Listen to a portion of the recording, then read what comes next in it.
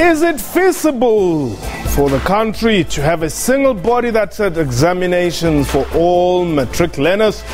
What will it take to bridge the performance gap between private and public schools? How does Umalusi ensure that the quality of education at public schools is at par with the private schools? Why is the Congress of South African Students insisting that all matric results should be released on the same day? What time is it? It's question time.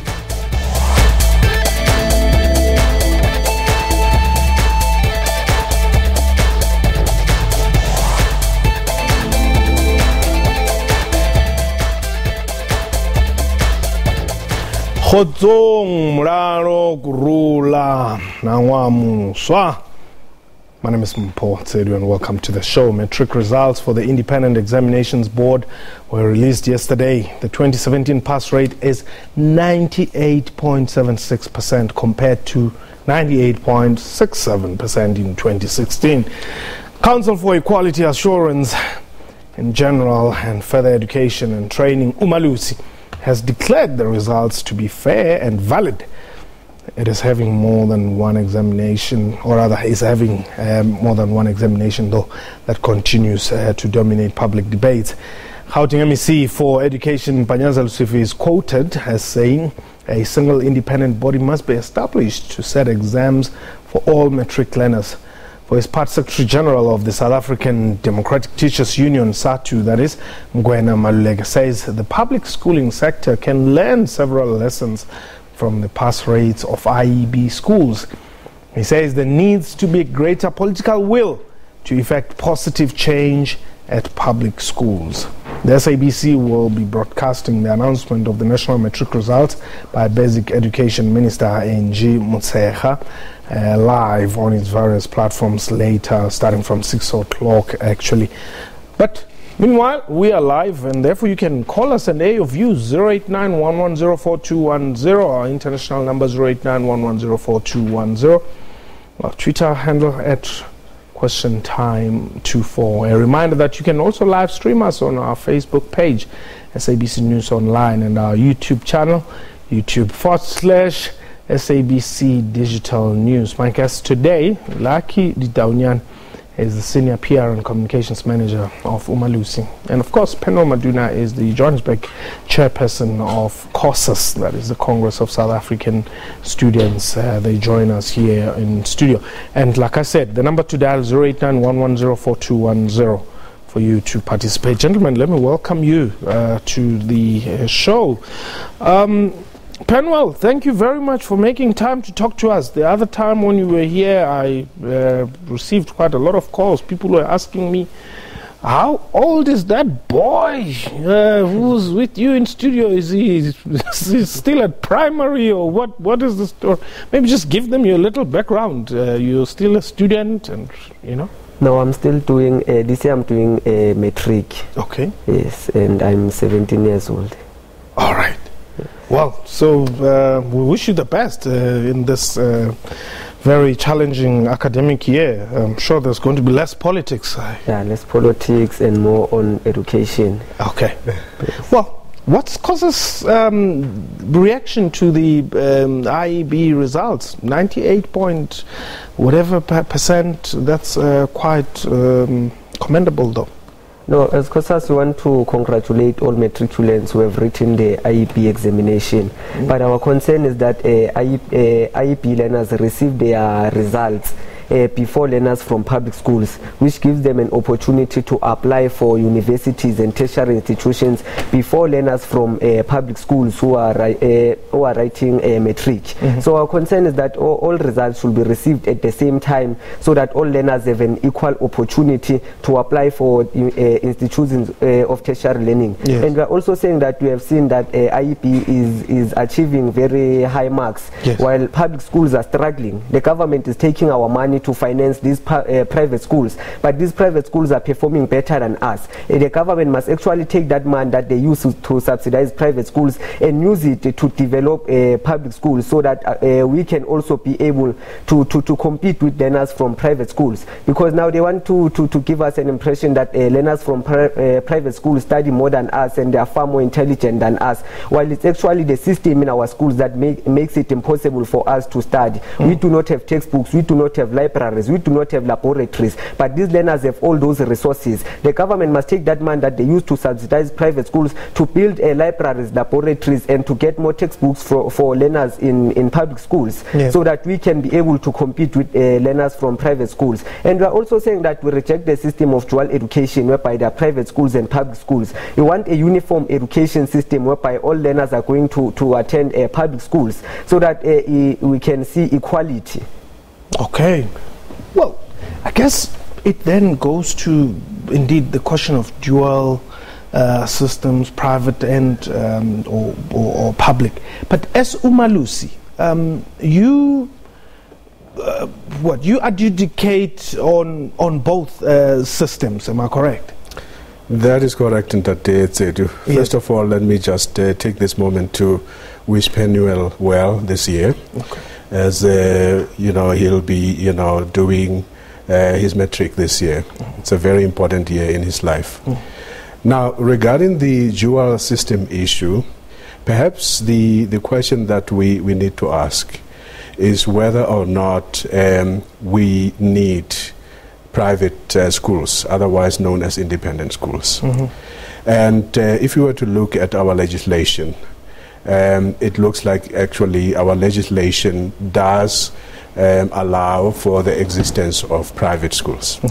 Now, as Umalusi, that's where we come from. That's basically how we look at the matter.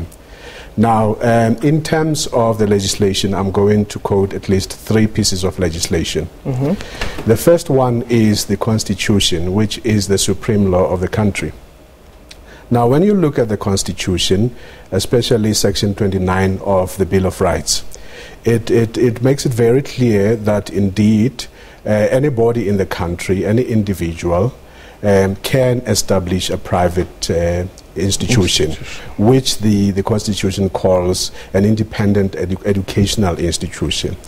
Now, that institution, according to the Constitution, must be careful to do at least 3 things. The first one is that they must not discriminate on the basis of race. That's the first thing. Secondly, they must also be careful that they keep to the standards of comparable public institutions.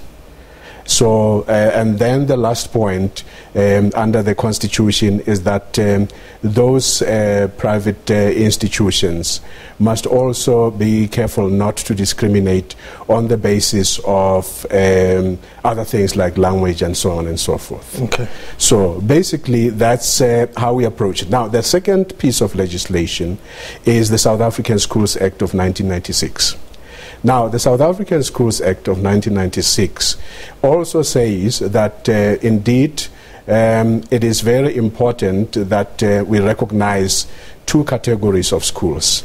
The first one is the public school system or public schools, and then the second one is the private schools. So those 2 categories of schools are recognized by the South African Schools Act. Lastly, we have another act that we call the Genfecqua Act number 58 of 2001, which is where Umalusi comes in. And that act is in fact our founding act, which makes it very clear that Umalusi as a quality council must develop policy that makes provision for the accreditation of these private assessment bodies. Now, whilst on that point, do you use the same formulae to to look at the public matric learners and the private matric learners? We have said it before, and I will continue to say it, that in fact Umalusi uses one set of criteria to subject all assessment bodies to its processes. And that means that all assessment bodies both public and private, are subjected to Umalusi processes. They are subjected to our processes in an equal manner. There is no preferential treatment. And in fact, at this point, it is also very important for me to indicate that there are two public assessment bodies, namely the Department of Basic Education and as well as the Department of Higher Education and Training. Okay. And then we have three private assessment bodies, and those are IEB, which we are talking about today, as well as the South African Comprehensive Assessment Institute, otherwise known as SACAI, and lastly, we have the Benchmark Assessment Agency. So all in all, Umalusi Quality assures the work of those five assessment bodies. Okay, now why is it then that the other ones receive 98% pass rate and the other ones are battling around 60s and 50s and, you know, some schools even below that? Well, that is I think it is only fair that we should recognize as South Africans that there are a multiplicity of factors that work in favor of private schools. The first thing is that private schools are by and large very few in number. And secondly, because of the requirements of admission to private schools, it turns out that in the main, very few people can afford to attend private schools. Even though it might be argued that there are some that actually charge reasonable fees. Okay. And then also the point that Penuel mentioned earlier, the resource issue, which is also a very important point, that private schools are better resourced compared to some of our public schools. But Penuel, you have other public schools. I mean, I was just meeting outside here learners from Limpopo, Sintumure Secondary School, Chivase Secondary School. Top achievers, Mbiri, we know it's going to be mentioned in one of the,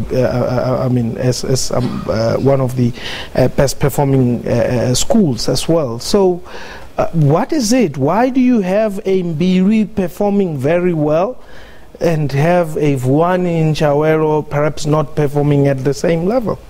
No, we are saying that other schools, their learners were able to cope even under circumstances that are not friendly for us to pass. Okay. There are those who are able to pass in those circumstances. But as Kosas were saying, that the Department of Education should work to make sure that we are going to be able to compete with these private schools, because Umalusi is saying they are using the same criteria for both public schools and private schools, while private schools have libraries and laboratories, but public schools do not have those resources. So I don't think it's fair that we compare those learners while others have the resources that they need, while others do not have those resources. Okay. So we're saying that the Department of Education should rather develop public schools so that we are able to compete with these schools. Okay, let's go to Pulukwane. Bhutan, welcome. Yeah, Tampa, thank you for taking my call. And compliments of the new season. Thanks very much, and indeed compliments to you too. We must appreciate and acknowledge the talent that we see in the young men courses. And we must also say that the buck does not stop with Umalusi. It's not Umalusi's baby to nurse who gets to pass and who gets to fail, which education is best, which education is not best. It is upon the department, or rather the government, to benchmark itself with the private sector.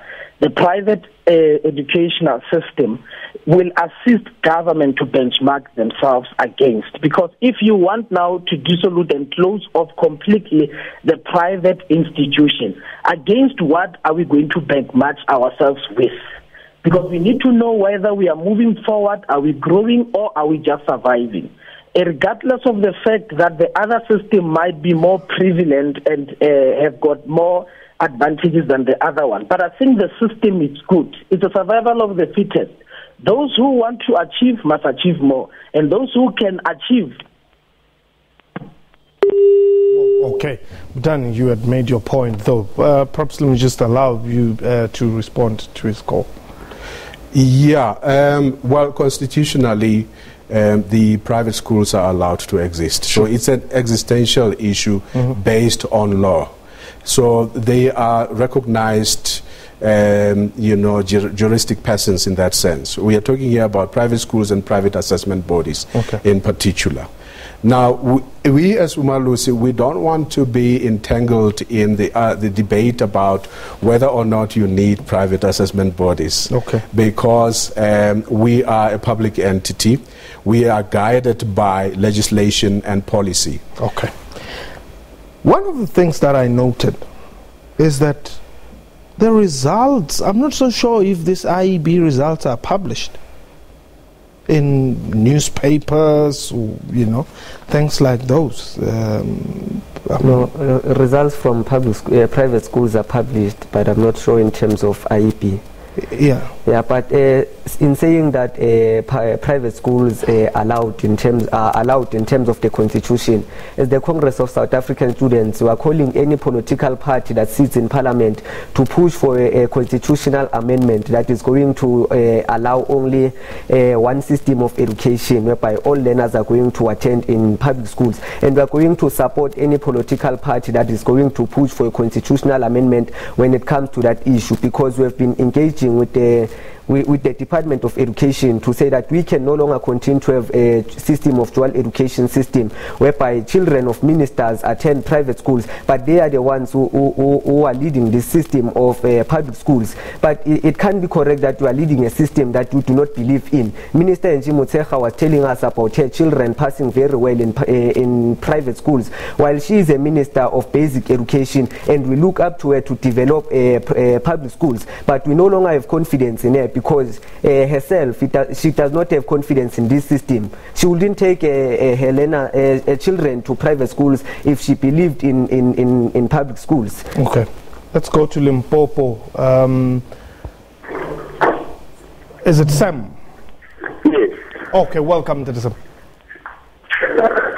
Yes, it's Sam. How are you? I think you need to switch your volume off so that we will be able to hear each other directly. Because I think that's where the problem. Yes, go ahead. Yeah, I just want to congratulate Mr. Madonna as a young leader. He mentioned something like the government using the private schools a lot of money. And now my worry, and what I want to impose to him to push it further, is to say those learners that are under independent, people finish grade 12, they must go to private university, meaning we have to divert the two. Our people from private school can be having space in the new in the universities, rather than having the space being full of the independent people and the public. That's my. Okay, thanks very much, Sam. I'm not so sure if I'm hearing him clear. Well, he's saying if you attend a private school, you must also go to a private university. Yes, if you attend a private school, you must go to a private university, because since education is free, we are saying that education cannot be free for everyone. Those who attend public schools must get free education, but those who attend private schools must pay for education, because it's not possible that you are able to pay from grade 1 until grade 12, but in university you are not. You can no longer afford to pay. So since they have money to pay for education, they must go to private institutions. But we are saying that we no longer want the decommodification of education. Education can no longer be sold, and whereby those who have more money get a better quality education, while those of us who come from townships and our parents are the working class cannot get quality education. We still have learners who are learning under trees. We do not have desks in our schools, but our money is being used to finance these private schools. So I'm saying that we want a uniform education system. Okay. Now, while still on this issue of results, Penwell, you have threatened that you're going to burn the newspaper outlets that are going to publish results of, the results that are going to be announced tomorrow. Some petrol bombs flying around there.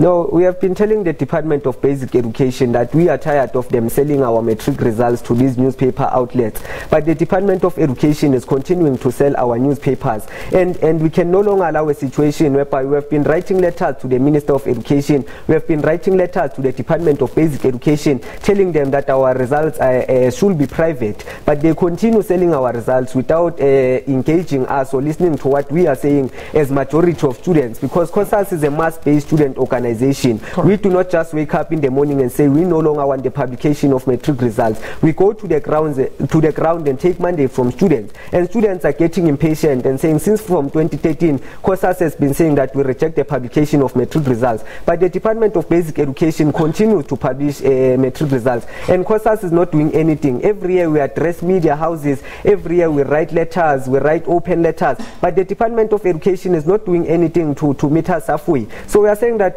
this year we are tired of them publishing our matric results, and we are going to ban every newspaper that is going to print our matric results. And you might know that we are young people who are capable of mobilizing. We are going to mobilize all young people to go to union buildings and also march to the Department of Basic Education. We are going to call for a national shutdown of the education system until Minister Angie Motshekga promises us that our results won't be published in 2019. But for this year, we call on all young people to take to the streets and ban every newspaper that is going to publish our matric results, because it's an issue of taking a decision. It's either we are guilty for allowing a system that kills our fellow brothers and sisters to continue killing them, or we are guilty for taking the law into our own hands and doing what we know is right. Even the class of 1976 was criticized when they took to the streets to fight against a system that they believed was wrong. Yeah. So we welcome criticism. Even if people can criticize us, it's fine, but we are doing what we believe is right.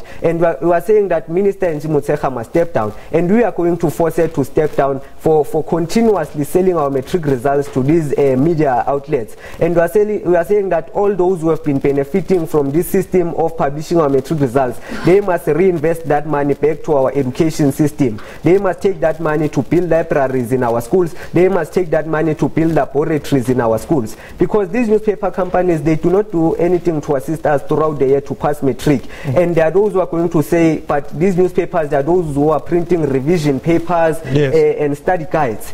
But that is not, they are not doing that to benefit us as young people, because that is just a marketing strategy, because those newspapers are being sold. They are not giving them to us for free. So how can we say they are assisting us while they are selling us those newspapers?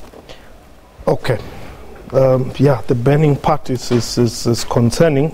You're banning the newspapers that have been bought, or the trucks that are delivering the newspapers? No, there is no newspaper that is going to be offloaded to these every store that is selling a newspaper. So we are going to ban those newspapers as they are being offloaded and being delivered to stores that sell newspapers. Okay.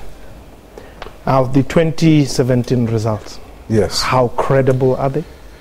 Well, as Umalusi, we have indeed made a statement last week on Friday that we were satisfied with how the examinations went last year. Okay. They were largely incident-free, and we did not have any paper leakages, which is a big plus for us as a quality council. And we therefore made a statement last week to say that we approve the release of the 2017 National Senior Certificate results, and that in fact those results are considered by Umalusi to have been fair and credible. In fact, the examination process itself, it was fair and credible, and so the minister is basically then allowed by Umalusi to do what she's going to do this evening. All right. So in whichever form they are released, whether via newspaper or television, they are valid. They are valid and credible, and as Umalusi, fortunately, it is not within our mandate to pronounce on how they should be released. Okay. Yes. Gentlemen, thank you very much for your time here. Thanks very much, Penwa. That was question time for today. A big thank you to my guests and to you for watching the show. From me and the entire crew, I